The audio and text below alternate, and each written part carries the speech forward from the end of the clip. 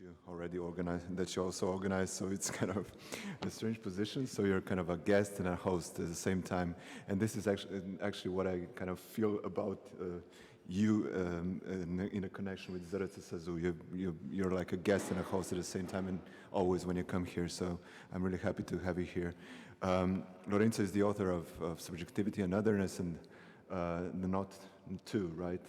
Lacan and the Logic of God, right? Is it okay? Yeah? Okay. Thank you, Lorenzo. The title of your paper will be Lacan-Badiou Beyond Anti-Philosophy. Please. Thank you. Thank you, Tadej. Good afternoon, everyone. The paper I'm presenting today is a abridged version of 2 sections of 1 chapter of the book I'm actually working on at the moment, so it's new material. The tentative title of the book is The Letter and the Event, Badiou, Lacan, and the Future of Psychoanalysis. Today's paper is divided into 2 parts. The title of the first part is Philosophical Anti-Philosophy or the Destruction of Philosophy, ? For Badiou, Lacan is not a philosopher. He is instead a sui generis anti-philosopher. Anti-philosophy is in a complex manner, but eventually by definition, against philosophy. I intend to dispute this reading of Lacan, while also profoundly sympathizing with Badiou's understanding of philosophy and acknowledging Badiou's extensive engagement with Lacan.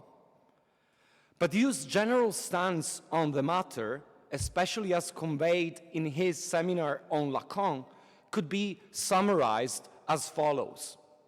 Lacan is an anti-philosopher because he sees philosophy as a pretension of thought to dispense with the real, save for the fact that he is not just like any other anti-philosophers, because he, Lacan, restored and in a certain sense re-established the category of truth, save for the fact that he, Lacan, eventually falls back into an anti-philosophical position because he misses the being of truths, or, which is the same for Badiou, the truth of the real, save for the fact that philosophy should be relaunched on the basis of these precise passages and an overcoming of their final deadlock, because that is precisely what Badiou does.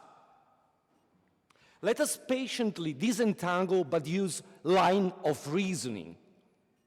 First, Lacan is an anti-philosopher.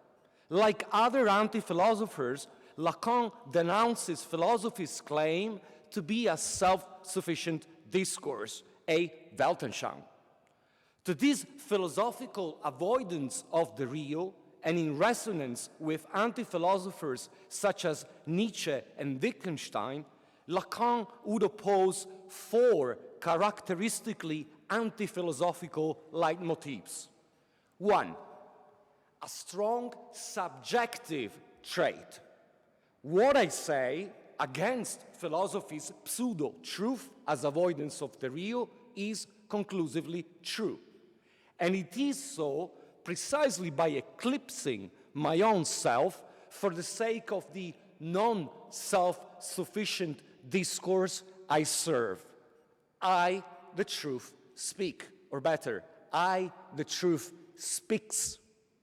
2, the dimension of the act, as necessitated by this saying, the truth in vanishing, which as an act is itself vanishing and can only be apprehended retrospectively from the standpoint of its effects. The act happens when there emerges a saying that fleetingly carries over with it a truthful unsaid, attached to what is being said. According to Badiou, Lacan supplements these tenets, already debatable in my view when applied to Lacan, with 2 additional and even more even less defensible, in my view, leitmotifs Lacan also shares with other anti-philosophers. These are three: the prevalence of the act over the truth it conveys, which unwittingly and contradictorily for Badiou reiterates the destitution of truth that anti-philosophy is criticizing. Truth can at best only be half said, or also in the act, half saying the truth is favored to the detriment of half saying the truth. Fourth, the final change of focus from truth to knowledge, which is in turn made possible by the emphasis on the act and reinforces, Badiou thinks, the destitution of truth.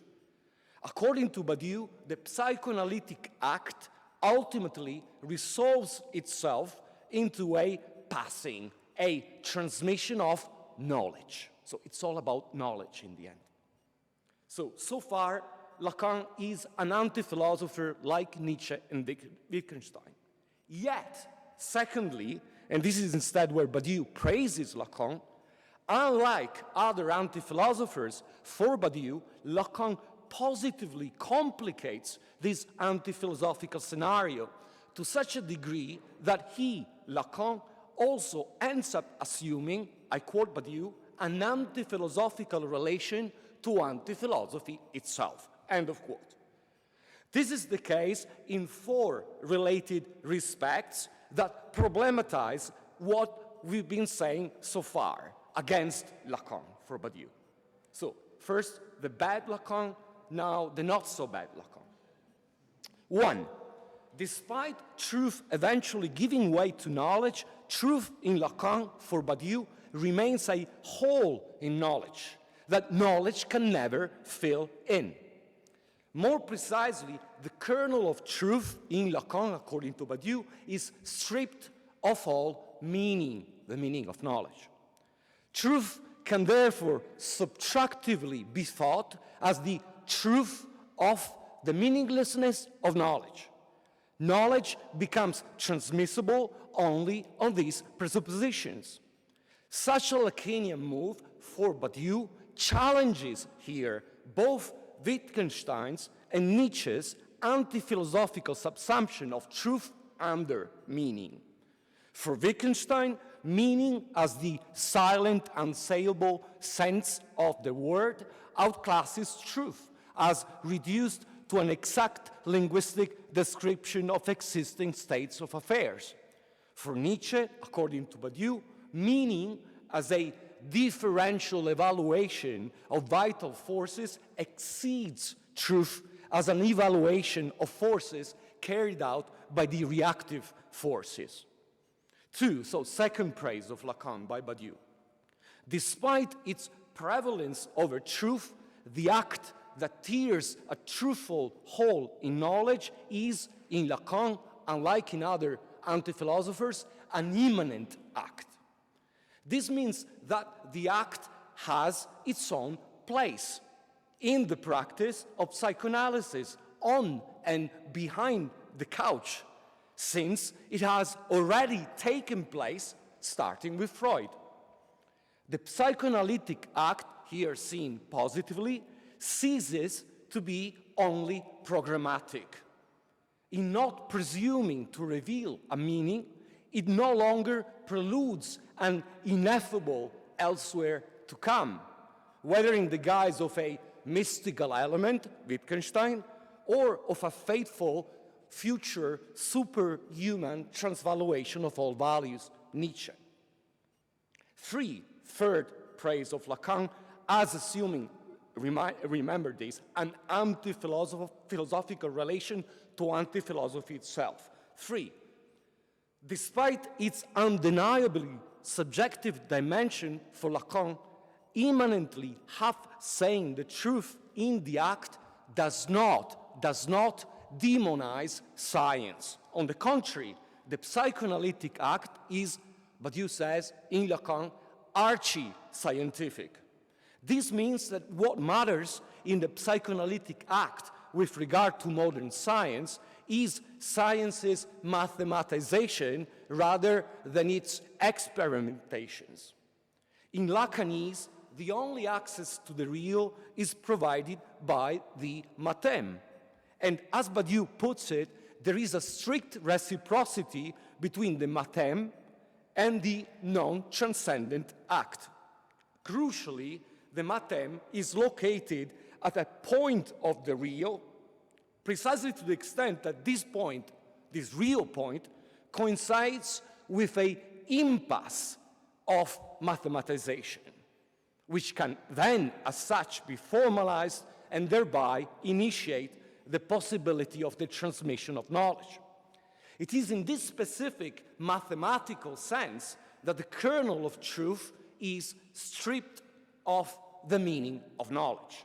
At bottom, paraphrasing Badiou closely, mathematics amounts to a meaningless saying that renews what is being said or known.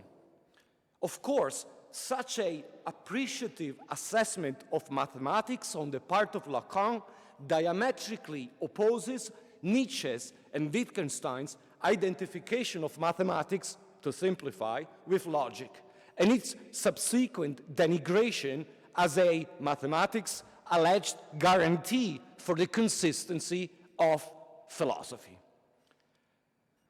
Fourth and final praise, relative praise, of Lacan by Badiou.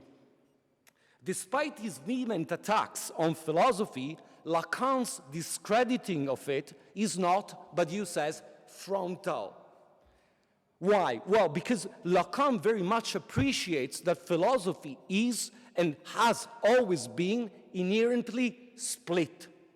For Lacan, contra Heidegger, quote Badiou, there is no single history of philosophy's diversion of thought, i.e., for Heidegger, once upon a time, a long time ago, something shit happened in philosophy, right? So Lacan does not fall into that trap, according to Badiou. What does it mean? It means that positively for Badiou, Lacan recognizes that there is bad and good philosophy, in my understanding, even in the specific sense of metaphysics. Bad philosophy leads us to the one as being, since it always presupposes that being as such thinks. Good philosophy instead treats the one as an operation without being. Il y a de l'un. There is something like of the one, but the one is not. Good philosophy, according to Lacan, read by Badiou, thus thinks being as multiple without one, and, extraordinary quote, Badiou, it must be acknowledged that this distinction is not mine, it is a Lacanian one. Still quoting, Badiou says, interesting, Badiou says, Badiou could be said to have developed his ontology on this Lacanian basis, end of quote. Now, Lacan's questioning of philosophy is for Badiou totally new, since while anti-philosophy cannot do without philosophy as an enemy, Lacan instead alone sees that ever since Plato, and especially in Plato himself, philosophy has itself been, quote Badiou, an avant-garde of anti-philosophy against the temptation of the one, end of quote. Here Lacan, obviously, for Badiou, but we would all agree, could not be farther away from Nietzsche's ambition to cure humanity of, Nietzsche says, the Plato disease, or Wittgenstein's aspiration to unveil once and for all the harmfulness of the senseless propositions of philosophy. Now, let me sum up. To sum up Badiou's praise, relative praise, then there is also like a third moment. To sum up Badiou's praise of Lacan as a sui generis anti-philosopher, by relating anti-philosophically to anti-philosophy in various ways, Lacan, who does dialectically, Badiou says, close a period of anti-philosophy and open up something unprecedented, unprecedented, quote, for philosophy. Or better, Lacan's anti-philosophical relation to anti-philosophy would result into a, my own term, anti-philosophy, i.e. a philosophical anti-philosophy that would resume, reinvigorate, and finally put at center stage an anti-philosophical philosophy, namely a philosophy anti-being one, that has, for the most part, been latent or marginalized in the history of philosophy ever since Plato. Still, so negative moment, positive moment, negative moment. Still, and this is crucial in Badiou's convoluted argument, for Badiou, Lacan somehow clings to anti-philosophy tout court. What is at stake in this third major swerve in Badiou's overall argument is, again, as a purported threshold dividing Badiou's project from Lacan's, a residual yet resilient underestimation and misplacement of truth with respect to the act and knowledge. So, to cut a long story short, act and knowledge are more important than truth in Lacan. This is a brutal simplification. Now I need to substantiate it much more in detail. But this is the problem for Badiou. In terms of the act's alleged overshadowing of truth, Badiou could not be more adamant. Quote, "The analytic act is anything but a search for truth," end of quote. The immanence of the act that tears a truthful hole in knowledge and thus accesses the real, where the real is for Lacan always translatable into the absence of the sexual relationship, the immanence of the act would end up, paradoxically, according to Badiou, installing the act itself as, he says, quote, "the real of the real." And hence, we are left to infer as ultimately transcendent to the real. Following from this, in terms of knowledge's supposed replacement of truth, what the act that does not search for truth would instead search for is, in Lacan according to Badiou, a correlation between truth and sense meaning, on which to then establish a connection between sense meaning and knowledge. And this is the problem for Badiou, I think he's wrong, obviously, that's the subtext. Any essential link between knowledge and truth would be ruled out in Lacan. Let's look into this point more closely. So, to begin with, sense meaning would be extracted in Lacan, according to Badiou, out of the absence of the sexual relationship. Badiou here provides a very dubious reading of Lacan's text, L'Étourdi. The truth of the non-relationship, of the absence of sense, or absence of the absence of the sexual relationship, would be reduced, according to Badiou in Lacan, to a sense as absence, or also absex sense, it's the same. Subsequently, the mathemes that inscribe such a absex sense could be arranged in a fully transmissible knowledge.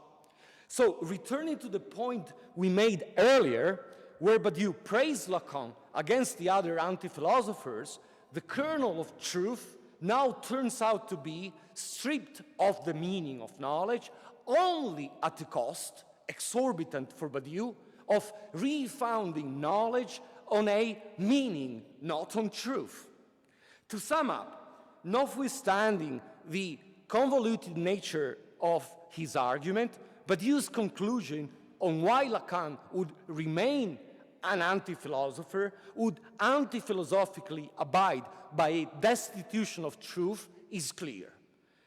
Insofar as, quote Badiou, the analytic act consists in a production of transmissible knowledge with regard to absex sense, truth is in a position of eclipse, Badiou says, between supposed knowledge, as truthfully held by the act, and transmissible knowledge, end of quote. All in all, the key outcome of the act, paraphrasing Badiou closely, amounts to a registration of sense as absence. So absence is turned into sense. For the benefit of who? Of both the end of the treatment and the knowledge of the psychoanalyst. So on the one hand, the matheme would be, in Lacan, integrally as knowledge transmissible. On the other hand, truth can only be half said. My addition, to cut a long story short, truth recoils in Lacan, according to Badiou, into a predictable function of unveiling, veiling, and Lacan is in deep Heideggerian shit, according to Badiou. Adopting the terminology of being an event, Badiou's book, we could suggest that for Badiou, while Lacan is one of the few thinkers in the history of philosophy who initially thinks truth as a whole in knowledge, he, Lacan, subsequently does not raise this thinking to the level of, paraphrasing Badiou, a generic thought that sees the place of truth in parts of being. As I've said earlier, unlike in other anti-philosophies, in Lacan, an act that tears a truthful hole in knowledge has its place. But the fact that the act has indeed taken place must be confirmed in knowledge through the latter's knowledge's transmissibility. So it should not be confirmed in truth, but in knowledge. Juxtaposing being an event with the seminar on Lacan, I would suggest that in Lacan, for Badiou, and this is the real problem for Badiou, truth does not really have a place to be.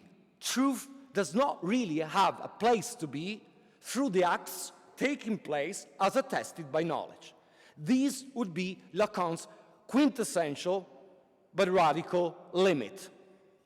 To put it more simply, thinking truth as a whole in knowledge would not pave the way for thinking an essential link between knowledge and truth, through which a re-innovation of knowledge could not but depend on what Badiou calls a truth procedure.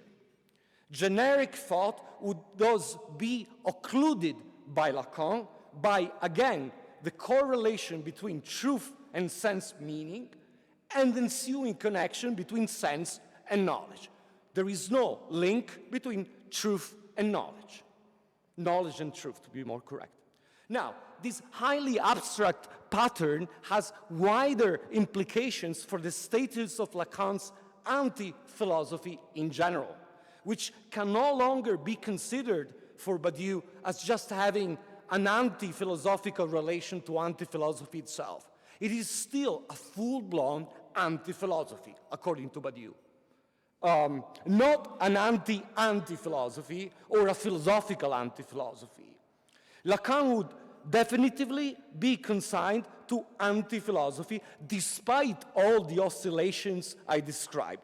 Another way to phrase the point above about the placelessness and lack of being of truth from a slightly different perspective is to say that in Lacan, according to Badiou, there would only be the triad, quote Badiou, the triad truth, real, knowledge, but it cannot be divided into parts, and as such coalesces into knowledge.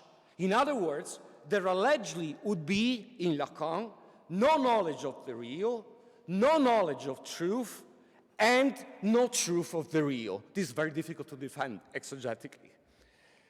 These pairs, so let me repeat this. So in Lacan, there will be just a triad, truth, real, knowledge. But there will be no knowledge of the real, no knowledge of truth, and no truth of the real. These pairs, these three pairs, instead, according to Badiou, determine the field of good philosophy. Under the aegis of a search for truth, philosophy, quote Badiou, assumes that there is a truth of the real and thereby conveys it truth of the real as a knowledge of this truth, end of quote. After all, Lacan's apparently philosophical anti-philosophy is not philosophy because while philosophy, quote Badiou, claims to arrange a truth of the real as knowledge, for Lacan there is only, Badiou says, a function of the real within knowledge that enables a situation of truth, end of quote. Now, for a reader unfamiliar with Badiou's jargon in Being an Event, this could seem a minor, almost sophistic distinction, but it is not. Badiou always chooses his words very carefully. To put it simply, a situation of truth is not what truth is about for Badiou. Or also, constraining truth to a situation of truth denotes precisely the fact that truth does not really have a place to be. Again, there is no being of truths in Lacan. This is the accusation. In more technical Badiousian terms, a situation of truth confines truth to a presentation of being as consistent multiplicity, namely to the regime of the Kant as one, namely, to speak more straightforwardly, to structure. All in all, in Lacan, according to Badiou, truth has no place to be because it is too structurally placed. This is my summary in one sentence. This is like Badiou's problem with Lacan. In Lacan, truth has no place to be because truth is too structurally placed. This is Badiou's problem with Lacan. I think we are here back, I would say, to square one, or quite literally ground zero as square one, with a capital O. Badiou's last take on Lacan in the seminar is the same as, and as critical as, in his major works. In Lacan, truth is simply a structural truth, a truth of knowledge. Unsurprisingly, at this stage, according to the seminar on Lacan, Lacan's discernment of a good philosophy that subtractively tears a truthful hole in the presumed oneness of being and concomitantly understands the one as an operation without being, ultimately for Badiou only serves, he says, quote, the identification of the one with capital O as an empty place. So, being is wrongly restricted to the one as the void counted as one. That is to say, all things considered for the seminar, Lacan's idea de l'un, there is something like the one, means nothing other than there is the void subject, which Badiou attacked in Being an Event, since for him the subject cannot be reduced to the void, as subject contained within a circular closure of structure, which Badiou castigated in his book Theory of the Subject. As such, to put it very bluntly, the subject, the Lacanian subject, would be unable to respond to the event. Lacan's subtractive ontology is, for Badiou, merely an ontology of, he says, this being, that contradictorily leads us to the being of the one as an empty place, the being one of the empty place.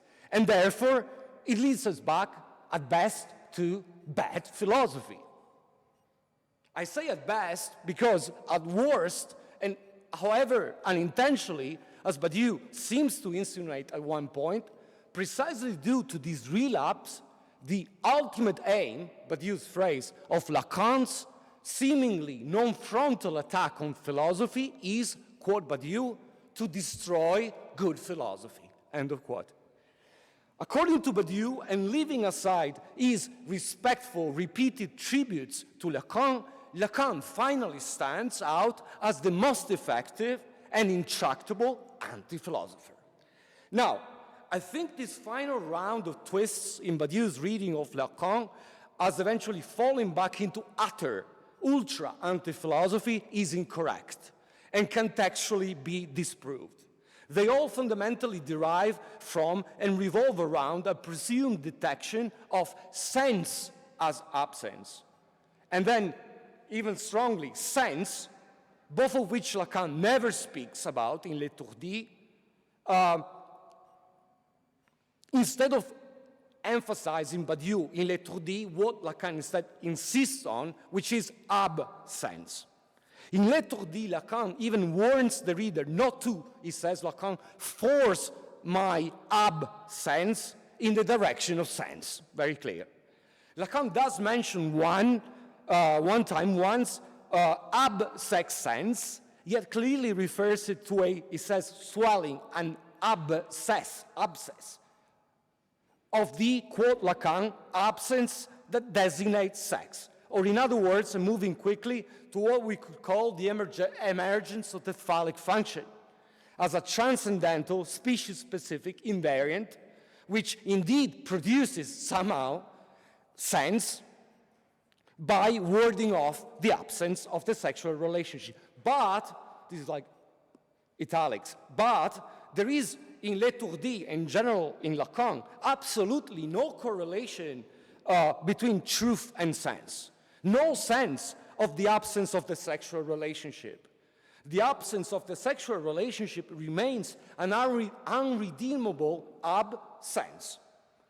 A fortiori, the phallic function's production of imaginary and always precariously patched up sense has nothing or very little to do with the question concerning the transmissibility of knowledge following an act that tears a hole in knowledge, which instead aims at transiently, we could say, draining the abscess of sense, of everyday sense.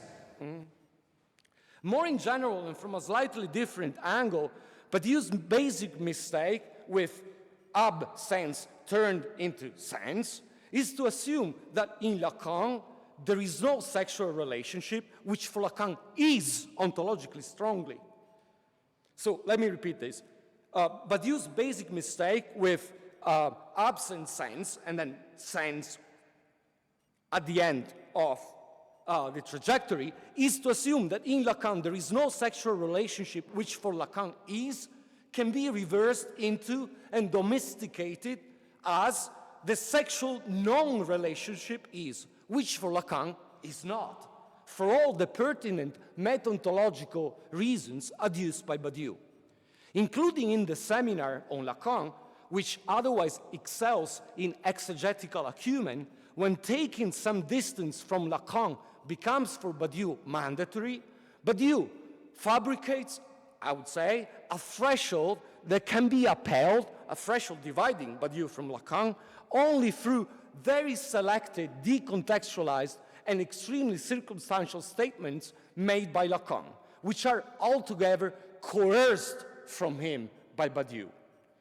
Furthermore, the fabricated threshold also receives an inconsistent treatment across Badiou's own works, especially if you go and read the minor texts on Lacan. There are plenty. This already begins to transpire by comparing the seminar on Lacan with Being an Event. While the seminar ends up embracing Being an Event's condemnation of Lacan, whereby in the end it is entirely up to Badiou to rejuvenate philosophy through Lacan, yet against Lacan, the seminar does so only after adopting a much more appreciating stance towards Lacan, and thus moving temporarily the threshold. To recapitulate, in Badiou's seminar on Lacan, for Lacan, A, philosophy is inherently split, namely not wholly devoted to the being of the one. B, Lacan's anti-philosophy can relate anti-philosophically to anti-philosophy itself. And C, thanks to Lacan, this at least potentially philosophical character of anti-philosophy, mirrored by a positively anti-philosophical character of philosophy, opens something new for philosophy, but not thanks to Lacan, thanks to Badiou. Okay, second part of the paper. The title of the second section is Lacan, the philosopher, or the torsion of anti-philosophy. In opposition to Badiou, I think we can initiate a dismantling of his threshold as set up in the seminar, precisely by means of the notion Badiou uses to erect the threshold in the seminar. Contra Badiou, I argue, according to Lacan, most definitely there is a knowledge of the real. There is a knowledge of truth. And, albeit in a more complex manner, there is also a truth of the real. Hence, Lacan has a philosophy, is a philosopher by Badiou's own standards. I will here only outline these three issues. So, Lacan thinks a knowledge of the real. First, well, modern science is a knowledge, if not of the real, in the real. Quote, there is a knowledge in the real. It is the scientist who has to accommodate it, end of quote. I'm quoting Lacan. Science sizes, or at least bites, the real. In suspending the alleged correspondence between thinking and what is being thought, and hence the fantasy of a oneness of being, the real remains a meaningless impasse of formalization that, however, as such, as an impasse, promotes further formalizations or knowledge.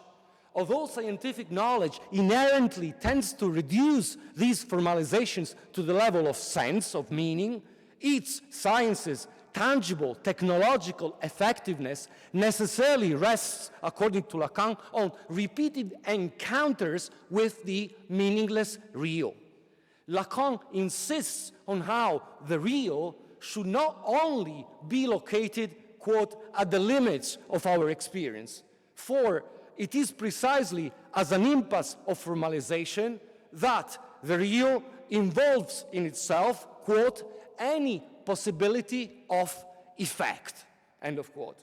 So, through scientific knowledge, according to Lacan, the real, as what does not work in everyday reality, also becomes what is eminently effective and actual in it. Through scientific knowledge, the real is, Lacan says, in Wirklichkeit, namely, playing on the polysemy of the German phrase, the real really is as a in fact, only insofar as it is in effect. Second point, so I'm trying to refute Badiou here. The question of knowledge of truth according to Lacan. Well, psychoanalysis is indeed, for Lacan, a knowledge of truth. Quote Lacan, very clear. If analysis rests on a presumption, it is that knowledge of truth can be constituted on the basis of psychoanalysis experience, end of quote. Lacan, indeed, we know, inscribes this knowledge of truth in his matrix of the discourse of the analyst as a knowledge in the position of truth. Revolving around the absence of the sexual relationship, the psychoanalytic knowledge of truth should diametrically be opposed to any truth of knowledge as a final truth, including, and most insidiously, the truth about the knowledge of truth we might be tempted to derive in extremis from the very absence of the sexual relationship, whereupon, again, the absence of the sexual relationship turns into the sexual non-relationship as one. The knowledge of truth is thus, for Lacan, strictly related, connected with the il de l'homme, as a mere operation, Lacan says, and nothing more, that refutes, or at least contrasts, the alleged oneness of being. For the same reason, the knowledge of truth is equally a development on and a rectification of science as science, a knowledge of the real that ultimately does not want to know what it, science, already knows about the real. What both science and psychoanalysis know of the real, quote Lacan, cannot but be attained by demonstrating that the real is that which doesn't have any kind of meaning, end of quote. But, on the one hand, the productivity of scientific knowledge, its promotion of new formalizations, starting from the formalization of a previous impasse of formalization, antinomically in science, advances hand in hand with a presumed accumulation of sense meaning, ideally aimed at absolute knowledge. Science indeed embraces sense as absence. So science makes, according to Lacan, the mistake that, according to Badiou, Lacan makes. On the other hand, psychoanalysis' knowledge of truth as a specification of the knowledge of the real, indebted to modern science, deliberately dwells on the very level of the formalization of the impasse of formalization. What the knowledge of truth aims at actively transmitting is the irreducibility of absence as such. Moving quickly, this basically amounts to Lacan's so-called formulas of sexuation, namely, not really a mathematical, but a mathematical formalization of how the phallic function functions only against the background of the enduring truth of the absence of the sexual relationship. The formulas are then, in turn, singularized by each analysant at the end of the treatment, terminable analysis, as so to speak in Badiousian terms, pre- or proto-procedural, who analysant then thereby sustains a truth procedure in Badiou's specific sense of the term, and that would be, for me, interminable analysis. We were discussing that with Jelica yesterday. Interminable analysis is, I think, the right Lacanian translation of truth procedure from Badiou. Interminable analysis as the field of a discourse of analysis that surpasses that of the analyst and that of the clinic, the psychoanalytic clinic. Third attempted refutation of Badiou, the question of a truth of the real according to Lacan. Well, the psychoanalytic subject, the subject of science betrayed by science as far from contained by or even less so identifiable with a structural void, the psychoanalytic subject, the subject of science betrayed by science, embodies the truth of the real. Now, this is a very difficult point in my view. It's a subtle and difficult point, because Lacan at first sight seems to say contradictory things. For Lacan, quote, there is no truth of the real. So Badiou seems to be right. Quote, there is no truth of the real, since the real is delineated as ruling out meaning, end of quote. Yet, without contradiction, quote, there are truths that are of the order of the real, end of quote. How do we put this together? So, on the one hand, there is no ultimate truth with a capital T of the real for Lacan. If, in a certain sense, the truth of the real is quite plainly that the real of the absence of the sexual relationship is what remains meaningless, then one can turn this into the capital T truth only by downgrading truth to what? To a final meaning of meaninglessness. Or again, by misunderstanding the not one of there is no sexual relationship with the one, not one, of the sexual non-relationship is, like Badiou does mistakenly with his interpretation of absence as sense. But, on the other hand, according to Lacan, it is not just that famously, as he says, the truth holds onto the real, precisely because of the impossibility of saying it all, of only being able to have say it by always meaningfully saying too much of it. But that less famously, this logical impossibility, which cannot be separated from the impossibility of the absence of the sexual relationship, stands as the starting point of a subjectivized truth of the real. In other words, let me explain this. It is not enough, in my opinion, like many Lacanians tend to do, to simply claim that the real is the impossible, and hence truth can only be half said. In order to, paraphrasing Lacan closely, Seminar 16, in order to really introduce the real as the impossible in the world, the subject of psychoanalysis needs to supplement this mere enunciation with, quote, the most extreme tightening, Lacan says, of saying, namely formalization. In other words, following the same temporality we've seen at work in science as a knowledge of the real that nonetheless avoids its truth, the real as cause retroactively becomes such when it passes through the subjects formalizing the real as the impossible. Conversely, it is only on this level, to simplify the level of formalization of impossibility, where the subject formalizes the real as impossible, that the subject really becomes a subject for Lacan.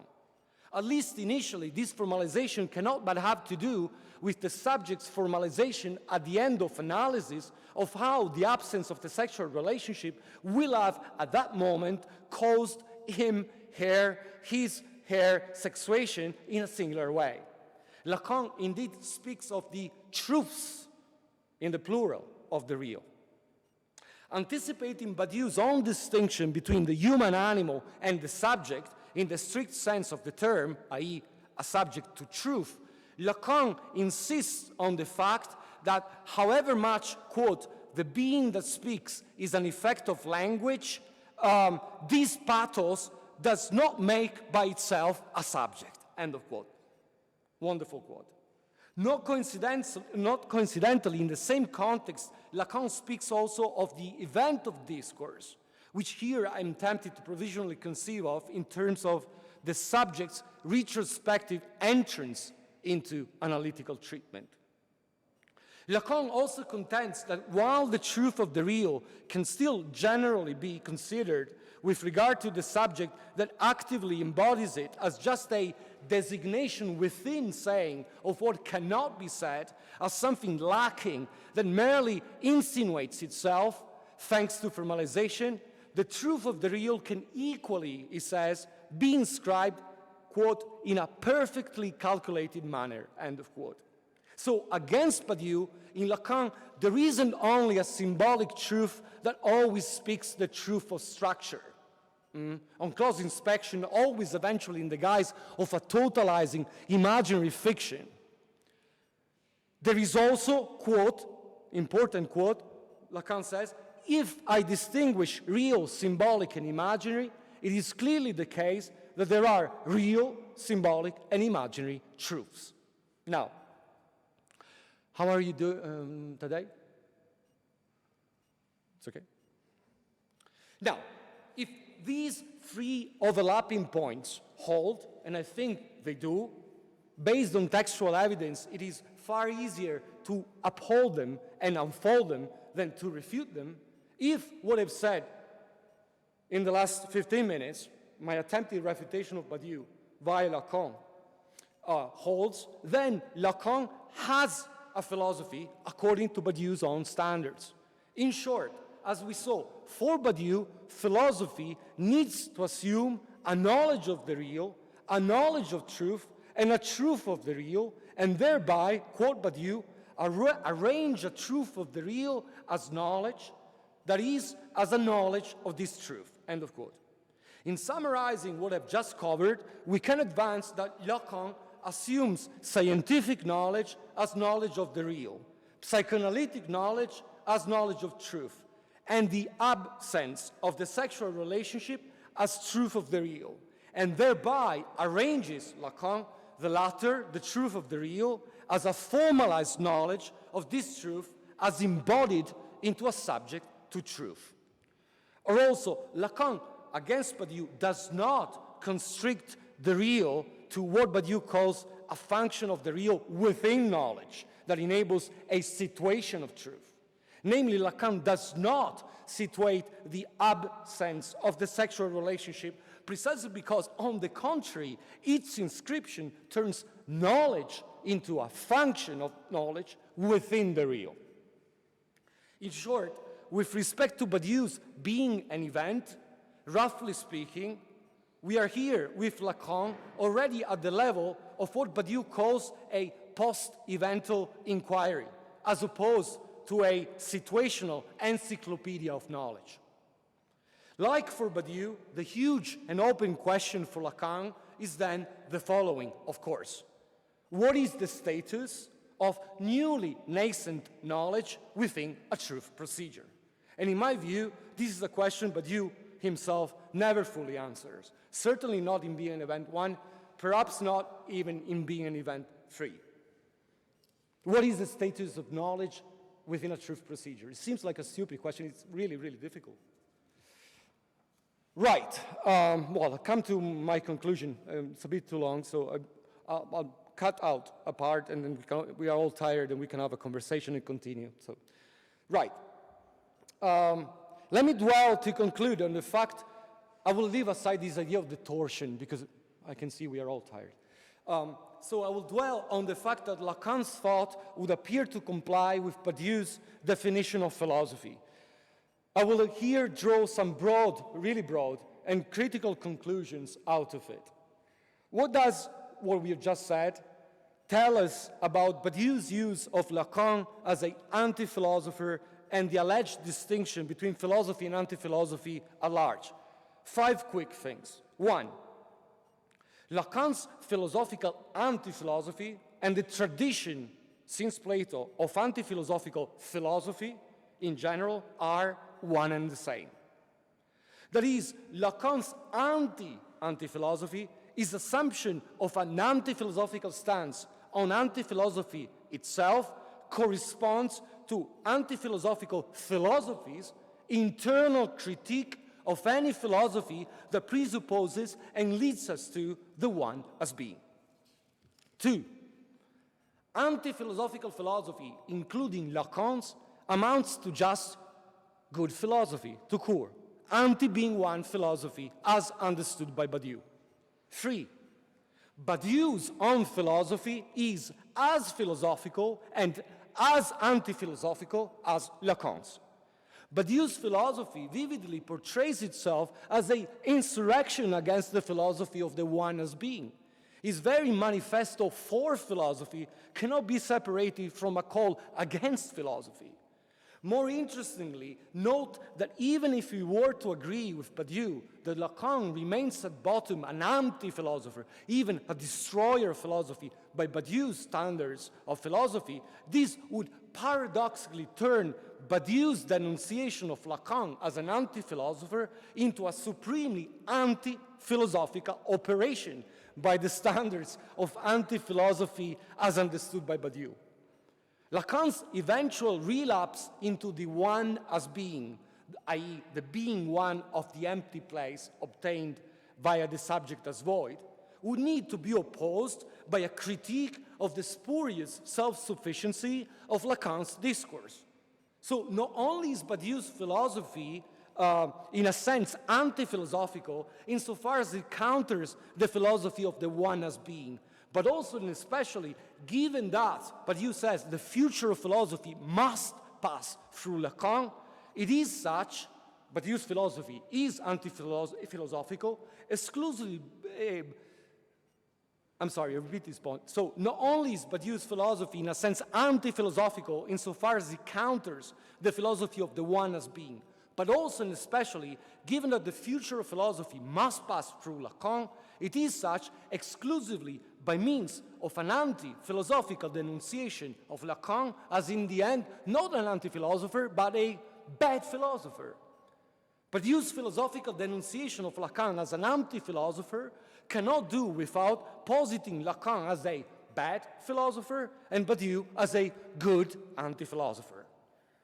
4, perhaps, Badiou's very notion of anti-philosophy is, I think, tautological and contradictory, even when applied to non-sui generis anti-philosophers.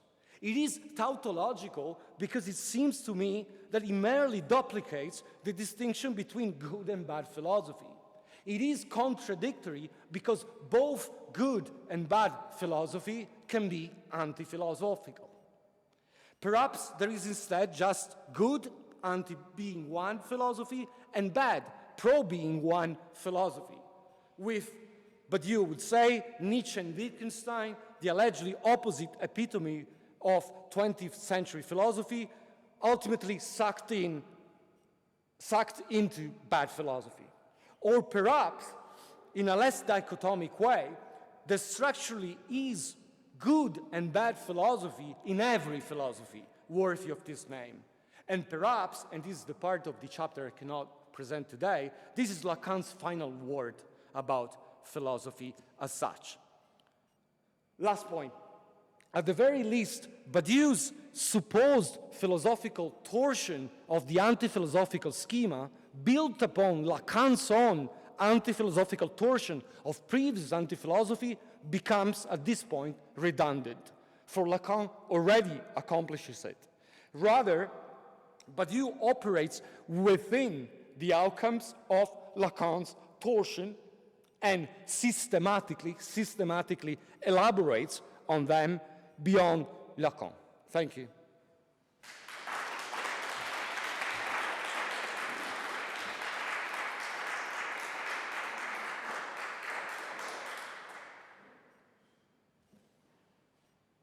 Thank you, Adrian. Thank you, Tade. And thank you, Lorenzo, for an extremely stimulating talk. One thing that occurs to me listening to your handling of the Lacan-Badiou rapport, I kept having called to mind the fact that on page 1 of Being an Event, you have Badiou identify Heidegger as the last universally recognized great philosopher. This very much has to do with Heidegger's reactivation of ontology as, a foundational philosophical discipline in the context of the 20th century and the long Kantian aftermath, and that it is very clear that Heidegger's conception of ontological difference is absolutely crucial for that Badiou, and so much so that it's no accident this surfaces literally on page 1 of his, first major systematic work of his, mature period. And of course, that in part, that Heideggerian conception of ontological difference is what Badiou uses to justify his turn to mathematics as the discourse of being qua being, and of course contra Heidegger's notion that no, it's poetry in the later period instead. But Badiou showing that no, pure mathematics enjoys the same virtues of being able to be free of ontic, being ontically compromised, as it were, in the same way as poetic thinking or language for Heidegger. But then if you take that into account and you go back to especially the Lacan of the early 1970s, and I'm thinking in particular of seminars 19 and 20, that Lacan is engaged in a polemic against Heidegger, but often without naming him as such. But it's very clear when Lacan talks about ontology as the funniest thing around, mocks it, talks about it as a shame, an ontology, and then in the context of these clear mockings of Heideggerian-style fundamental ontology, Lacan makes a move that, again, Heidegger's not named as such, but it's a kind of implicit immanent critique of Heidegger, where it involves Lacan accepting the assertion in 1946 Letter on Humanism that language is the house of being, and then Lacan saying, well, if we look at language, we see that there is no universal necessity to the verb to be being a distinct unit separate from, the subject and predicate terms in relation to which, for instance, is conjugated and features and statements as judgments, claims, etc. And that Lacan talks about, he has that, Bruce Fink nicely translates it as just all run together in one word. It is what it is, right? Where you could have, the conjugated verb to be not be separate, just simply be, run together with what from a Heideggerian perspective would be ontic reference that you can't separate out, in its purity, the notion of being a la the verb to be. And so there seems to be, and this is, I think, also implicitly a very Hegelian move, since you can read the opening of all versions of the mature logic as, among other things, a demonstration of the untenability of Heidegger's way of thinking about ontological difference. That you have Lacan basically reject the very idea of ontological difference a la Heidegger in a way that I think creates significant problems for Badiou, given how Badiou Badiou sets things up and opens being an event, and yet there doesn't seem to be any direct addressing of this kind of challenge that you can find in Lacan on Badiou's part. And I'm not sure how this would feature in your handling of the debate between the two of them, or one should say not debate so much as, Badiou's, arguments apropos Lacan. Yeah, no, it's really a timely question for me. I'll give you like a kind of like a joking answer, and then I'll try to elaborate on it. I mean, I'm rediscovering, and it's not just me, a good Heidegger, brutally put, a good Heidegger. I've been rereading like word by word, being an event one with Franco Ruda in the last few months. And you're right, that is what, to put it simply, Badiou says, page 1 of meditation 1, actually. That actually is decision, because it's an axiomatic decision. The one is not, could not have been made without, Heidegger's ontology. I mean, Heidegger's taking seriously ontology. But there's a tension in Badiou, right? Because the Badiou everyone knows quite well, let's say the Badiou of the Manifesto, the Badiou of the Ethics, is instead incredibly negative with regard to Heidegger. The basic sin of Heidegger is suturing being to aesthetics and arts, right? And in a sense, Nancy, Lacan-Badiou, they're like little Heideggers for Badiou, right? So this is really important. Without going more into that meditation, we could. I think the same could be said about Lacan, even though I haven't had like a chance to elaborate it, because there is, an Heideggerian Lacan, for instance, on the question of the animal, which even simplifies Heidegger on the question of the openness of let's call it like that, openness of man versus the animal, which then, supersedes Lacan. Of course, there's in the 50 like an admiration of das Ding, and there's a lot of, like explicit referencing to Heidegger. I'm not sure, what if Badiou, a close rereading of Badiou is compelling, or is imposing on me a reevaluation of Heidegger, the role of Heidegger in the history of metaphysics, or actually in the history of ontology, to be more specific. I'm not sure what that would mean in Lacan.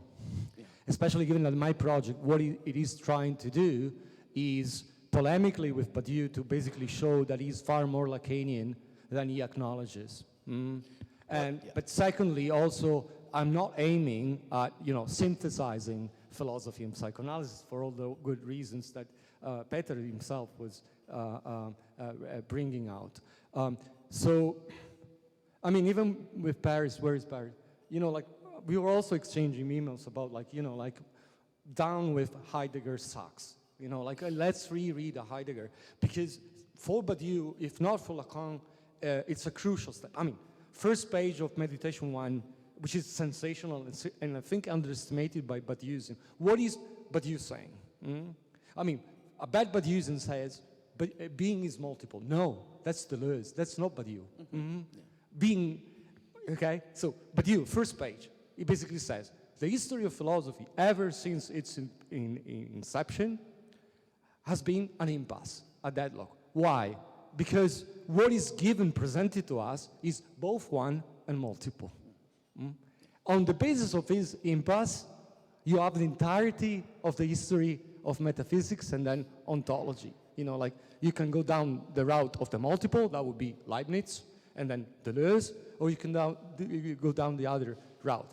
What me, Badiou, am doing, I am not saying being is multiple, I am axiomatically deciding, it's a decision, so the act in Lacan as well, that to actually get out of the impasse, the one is not. And I can do that only because of Heidegger's ontology.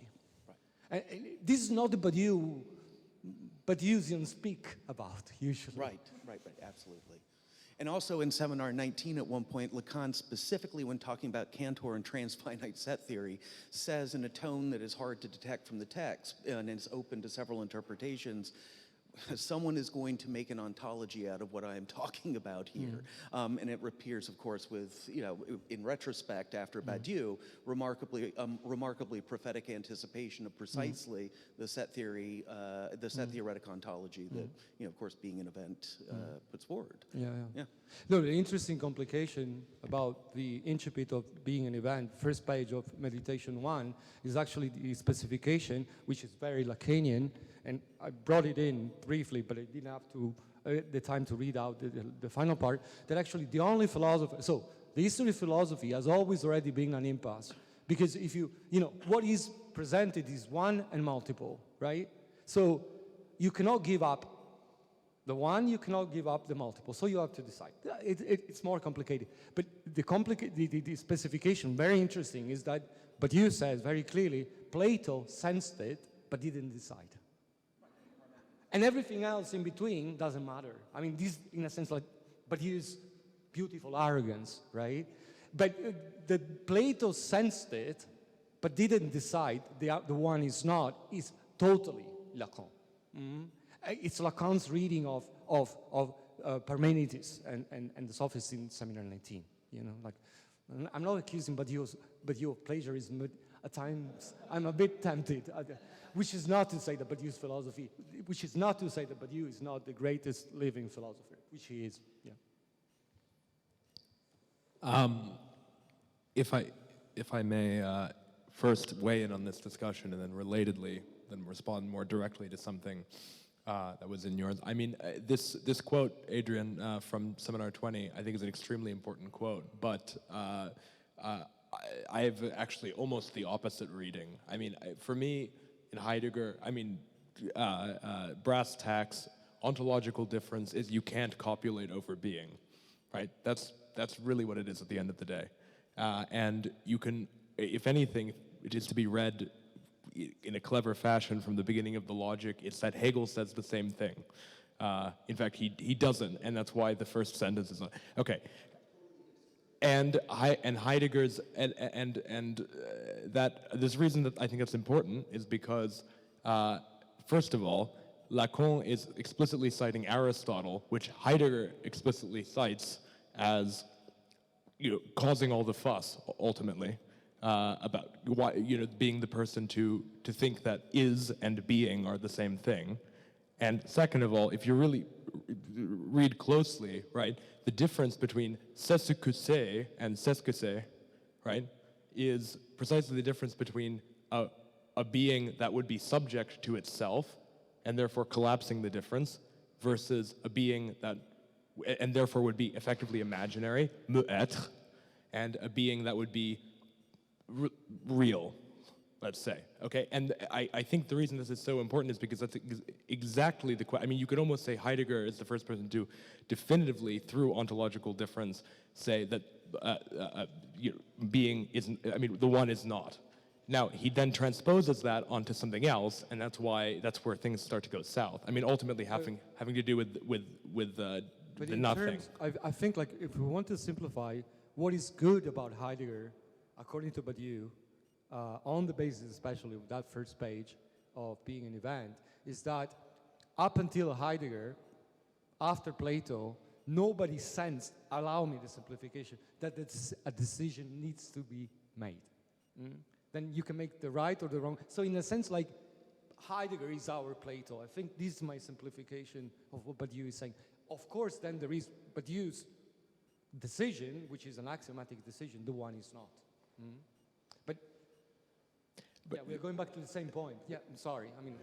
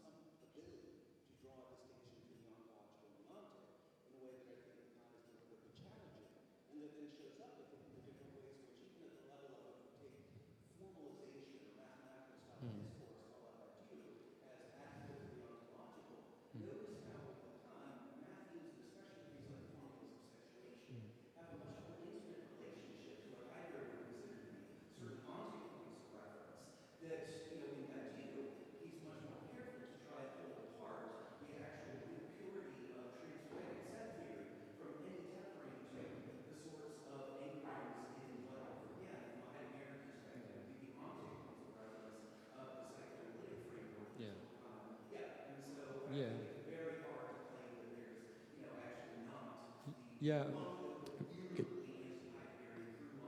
Well, I agree with that. I agree. Yeah. Absolutely. Absolutely. Okay, No, I just wanted to say, I mean, now we got into the triangulation Heidegger, Badiou, Lacan, but in this section of the chapter, actually, it's going to be published, I think, in the Sneak next year. It's a long piece. What I humbly try to do here is to say that in spite of Badiou being a close reader of Lacan, he has a secret agenda. And the secret agenda, I mean, I'm not, while psychoanalyzing Badiou, is like he needs to desperately preserve a threshold that distinguishes his project, however much more systematized, from Lacan. And hence, he extracts a Lacan that actually often even contradicts what he says about Lacan. So, you know, like, it's really difficult to believe that as a close reader, especially of, you know, the Lacan formalizing logician Lacan, but you doesn't know that the knowledge of truth, you know, is like printed on every single matrix of discourses. You know, like there's a bit of, I'm sorry to say, but sometimes it seems like there's a bit of bad faith, you know? So, yeah, I mean, it was far more systematic as an exposition, but this is where what I was trying to do with this partial section. Okay, let's just organize the debate Yeah. a bit.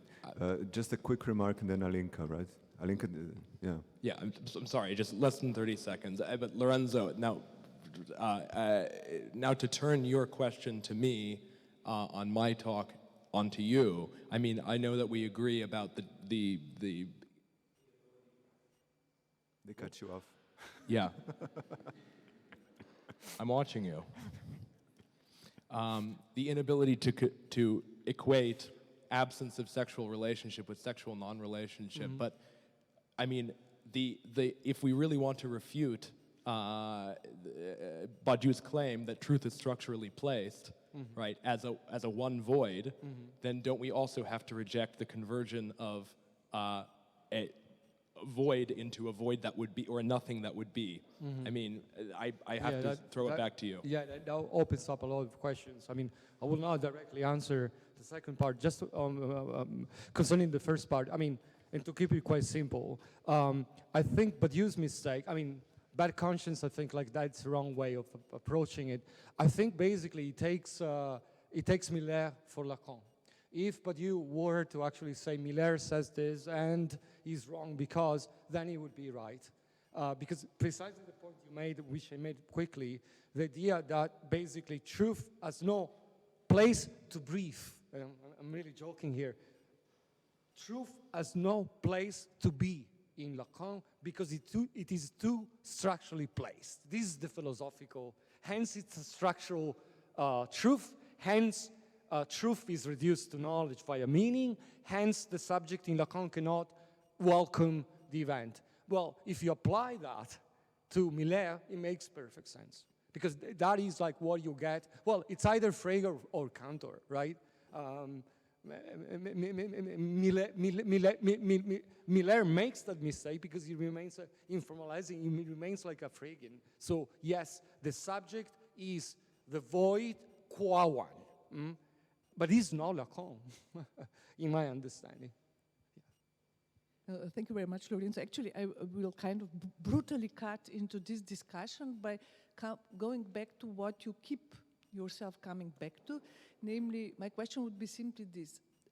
What you presented today, of course, basically is the argument that Badiou needs this strange Lacan as the straw man in order to say it is I who invented this and this and this, and actually there is practically no difference. It's just, it needs to be negated so that I can claim, let's say, the fame.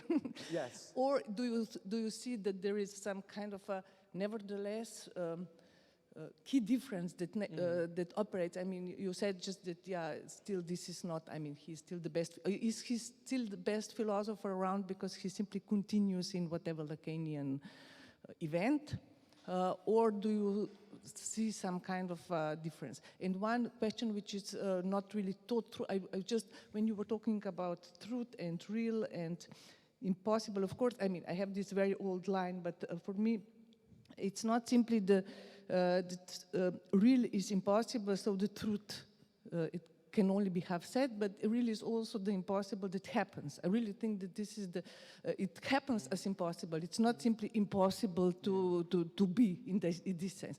But anyway, my question would be, what would you make in this discussion of truth of this, okay, early Lacan, and this is my question, whether you think this is something that then simply is no longer relevant for Lacan, of this association that he makes between truth and fiction, or redoubling, or that you need to, like a double, in order to precisely kind of think them together, real and truth. Well, I think that would pertain to the level where truth is the truth of structure in Lacan. I mean, the association between truth and fiction is a variation on saying, thinking, the truth of structure. But this is not the entirety of Lacan's speculation on truth. So I would put truth of structure as Badiou's accusation. You just have a truth of structure, hence you cannot think truth procedures. This is the accusation. I would put that on the same level as truth understood in terms of fiction in the 50s, even though you can find it even later. And as I said at the beginning, also, I, the truth, speak.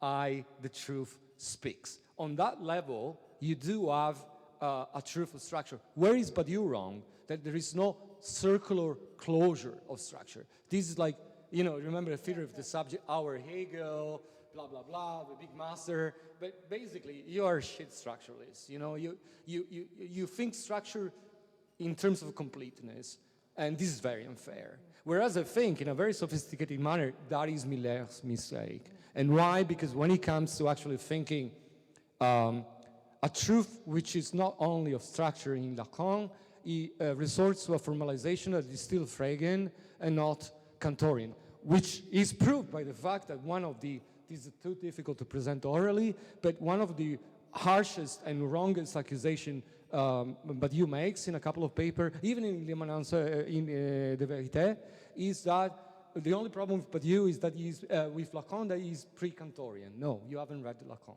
you know, like, so one thing is thinking formalization via Frege, and one thing is thinking it in post-Kantorian. So in a sense, like, Badiou is right as long as he acknowledges that he is reading Miller. But to go back to the other part of your question, so yes, very quickly, former, latter option, the Stroman argument, yeah, quickly, like, you know, table conversation, I would say the former, right? But this is not to say that, well, basically, Lacan invented everything and then Badiou is just like more polished. No, this is not. I think the crucial tenets of their respective ontology, because I think there is an ontology in Lacan, and with all the specification we've heard, right? So you have to capture also the pre-ontological element. We have to capture what you're referring to, Alenka. We have to capture what you're referring to, Peter. But there is an ontology in Lacan. Now what I'm working on is actually, I think, the seed of the idea that actually set theory is ontology a la Badiou, you can find it in some Lacan, but this is a bit crazy. But then methodologically for my project, to go back to your point, Alenka, the big question is like, not just, okay, Lacan is an intuitive Badiou and Badiou systematizes Lacan. This is very sterile methodologically.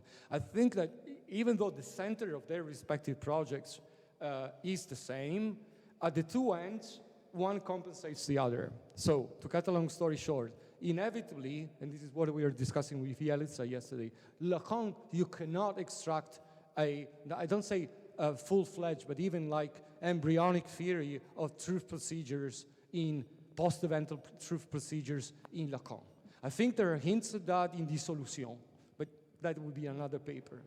So, obviously, the theory of the subject to truth, let's say, what happens after the event in being an event, you know, like, I think Badiou has much more to say.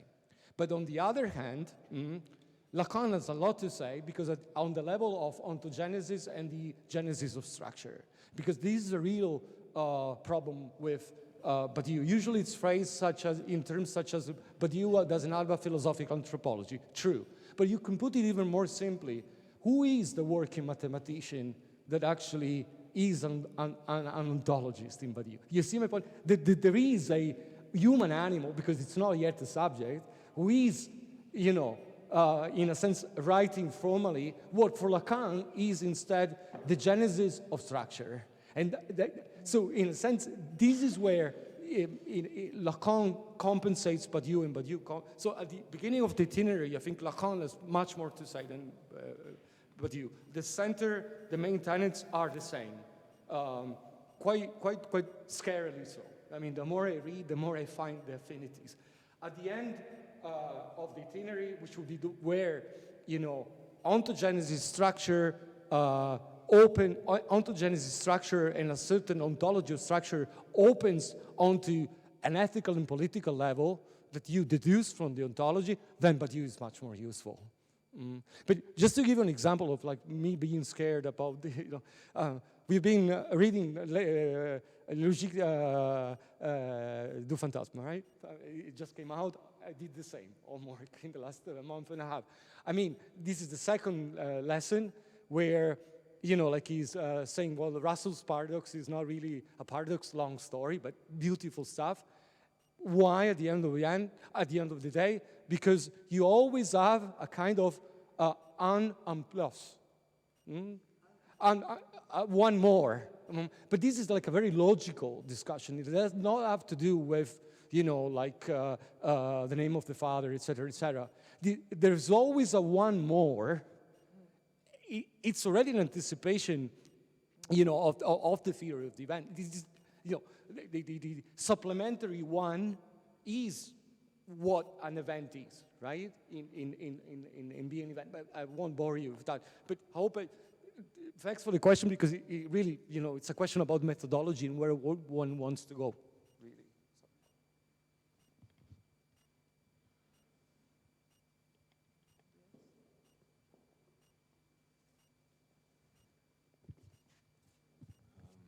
Is there another question? Or at least a remark to continue with the debate? No? Okay. I'm shocked. Oh, there is. Okay. No, I mean, like the idea we had today night, this morning, is actually that we can, if you feel like having there was a debate scheduled, so we can just transition into that and, you know, bringing everything that has been said. We'll transition into this very extensive 15-minute roundtable, okay? Starting with Holden. Yeah, I mean, my question is partly for Lorenzo, but it could be used to open up the conversation as well, because it relates to really the status of psychoanalytic metapsychology in this conference. So to refer back to your presentation, Lorenzo, on my reading of Badiou's seminar on Lacan, there's a tendency to conceive of the psychoanalytic act as always theoretically successful. It's always a psychoanalytic act which somehow corresponds to something accomplished, right? And at least from the participants of the analytic situation. But the fact of the matter is that some analysts are bad at their job, or sometimes they're not good at their job every day. There are examples of quote-unquote failed analyses, and one good example of this is Freud's own case history of the young homosexual woman, right? Which ends in a different kind of act, perhaps. I mean, maybe it has a sort of isomorphy with this, but it's the passage à l'acte. This is what Lacan calls it. So just to remind everyone, while walking with her older lover, the woman of ill repute, she meets the gaze of her father in the street, and she jumps onto the train tracks. So from this failed sort of case, at least this is what Freud calls it. He himself deems it a failed case. He eventually derives 3 criteria regarding sexuality that really aim at identifying elements of sexuality, and this is sort of hypothesis, right? What are the analyst's physical characteristics? What are the analyst's mental characteristics? And what is the object choice involved? And from here, we will be able to, you know, determine sexuality. So my point here is not really to bring up the topic of sexuality. The point is that here I think we have a failure, which presents a meaningless act fomented by an in itself meaningless encounter with an object, i.e. the gaze in the street. And Freud, from even this failed act, is able to derive this hypothesis. So to what extent does this case history lead Freud to pose a hypothesis which, in a sort of stilted way, we could say, is existing in a scientific procedure, in a sense? I mean, it is already pointing at, this failure is already pointing at this sort of knowledge of the real in a scientific way. I mean, even if we could dispute the content of the hypotheses as such.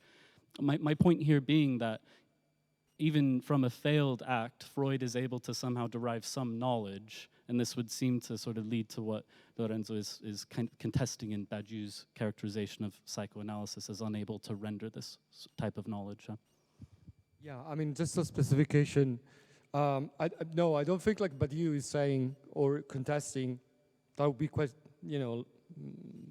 problematic, even more problematic on his part. He's not saying like the act is always successful. No, this is not what Badiou is contesting. What Badiou is contesting in the triangulation between act, knowledge, and truth is that in his view, quote unquote, you can say anything about the psychoanalytic act, which is not something that happens every day. I mean, we are thinking about the end of analysis, basically, right? The psychoanalytic act has nothing to do with truth. This is his claim, which I think is uber problematic. I skipped a bit of stuff from Seminar 15 on the act, where the relationship act, truth, and the chronological precedence of truth over the act is very clear. So Badiou's problem is that actually analysis leads to the transmission of knowledge, however impersonal, however formalized. So there is an occlusion of truth. In one sentence, this is the problem. Then we can look at it in different terms, like a structural or clinical theory of the clinic. So that is the problem, fundamentally. Whereas, again, I mean, I'm always like quite obsessively exegetical. When one reads on this alleged subsumption of the act under knowledge to the detriment of truth, if you read Seminar 15 closely, you find like so many passages where Lacan says absolutely the opposite of what Badiou accuses him of saying. Let me just find one, for instance, if I can. In order to introduce, quote, what constitutes the psychoanalytical act as such, there is only that which resists the operation of knowledge-making a subject, namely this residue we call truth. So here, sufficient. I think this can still be twisted in a Badiousian way. But let me give you another one, which is the opposite of what Badiou accuses Lacan of. The evocation of truth continues as an effect of loss, very nice passage, beyond the operation of the analytic act. I mean, these are the bits where I see a truth procedure in the making. And obviously here, a truth procedure connected with the future of psychoanalysis. So there is analysis, there is an end of analysis via an act, and really, that's endlich. And that opens up a field, which is the last term, l'école, dissolution, what replaces a school is a field. There is a field, or a group, right? Like in dissolution, Lacan says the same thing that Freud says. You can't have, group in psychoanalysis is like a contradiction in terms. We have to have a field. And I think passages like that, which are 15 is very clinical, right? The seminar. This is where one can use Badiou to think a generic truth procedure, a fifth condition. You already used like that in another contest. A fifth condition. And this is like thanks to Moritz, there is a seminar, La Vérité le Sujet is like 91, just after being an event. What? So, well, it's after being an event, right? Well, even better, there are at least, 10, 15 pages in which Badiou himself starts thinking what could be psychoanalysis as a truth procedure in his own terms. So, you know, here I'm going back to what Alenka was saying. In a sense, like, my operation, what I presented is quite modest, is to show that at times Badiou needs a straw man to say, well, even then contradicting himself, Badiou is Badiou.